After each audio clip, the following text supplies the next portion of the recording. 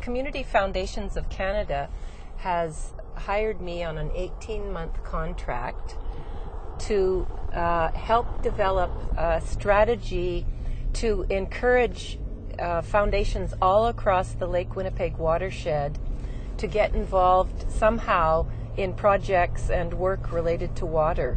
In this case, they're so concerned in general about what's happening with water in Canada and in the Lake Winnipeg Watershed that a number of foundations within the area have decided to come together and to create this position and try and do some work themselves in order to mobilize as many foundations as possible. My name is Al Christofferson. I'm the Managing Director of the Lake Winnipeg Research Consortium.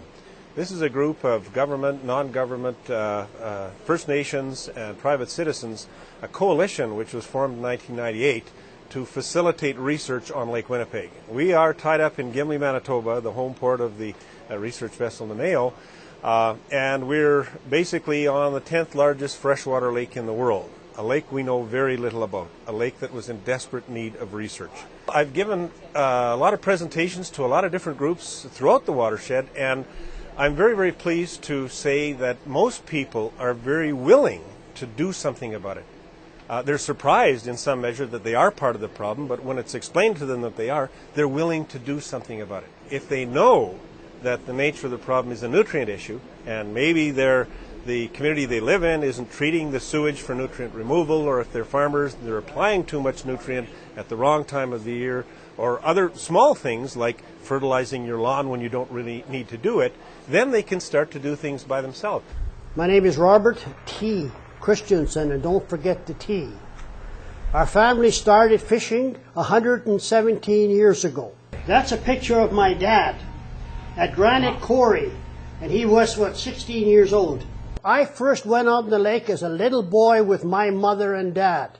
There wasn't 175 horsepower motors, they were rowing the boat. As a young boy, when I wanted a drink of water, I leaned over and held on to two rocks where I drank my water. Do you want to come with me right now and do the same thing? For the Winnipeg Foundation, the Lake Winnipeg Watershed is a very high priority, again, just because so many Winnipeggers and Manitobans enjoy the lake for recreational purposes, but also with broader environmental concerns. If you clean up the health of the lake, obviously other environmental issues are going to be addressed at the same time, and so I think just generally environmental issues are really important to our foundation. Rick Gamble is, some say, one of the most progressive mayors in all of Manitoba, because he has taken the lead on pushing to develop some kind of wastewater treatment system for his community. So Rick has really demonstrated leadership in getting something going in his area. He hasn't waited for government or some other outside force to come along. What we've come up with is what is known as a passive filter system, and it's made up right now, it's a pilot project. There's 4 different medias that we're testing right now. 2 of them are organics, and 2 of them are recyclable materials. It's very cost effective for small town, rural Manitoba, rural Saskatchewan, rural whatever province, especially within the Winnipeg Watershed, which includes Alberta as well. But what we're seeing is that this will be able to be done at a very reasonable rate, as opposed to a big treatment plant which can cost you millions. We're looking at this probably being very affordable. We're targeting $250,000 to put it in, and that really would be something that small communities can afford. The Morden Foundation initiated this meeting with the Morden Town Council to encourage them to get involved in a project related to water in their community.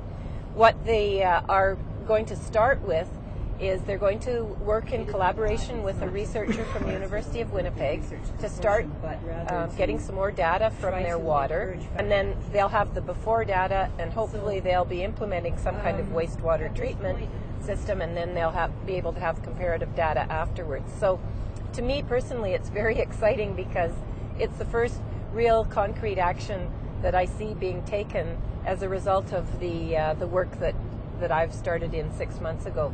I think this has an opportunity to be a signature community, Morden in particular. If things go well here and we're able to make a difference, I think Morden, being a very important community in southern Manitoba, will be very influential for other communities in the area to maybe jump on board and help solve the problem as a whole.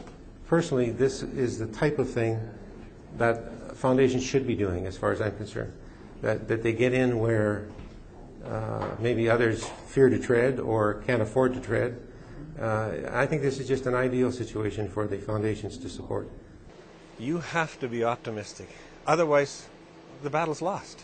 I'm optimistic, not just because maybe that's the type of person I am, but having talked to a lot of people from a lot of different backgrounds in a lot of different areas, what really makes me feel good about the whole thing is that they are willing to do something about it.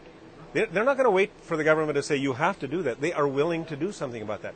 This is one of the most important things about this Lake Winnipeg Watershed initiative. And we're really hoping to be able to persuade community foundations all across the watershed how important it is to join collectively together and to protect something that we all rely on so much.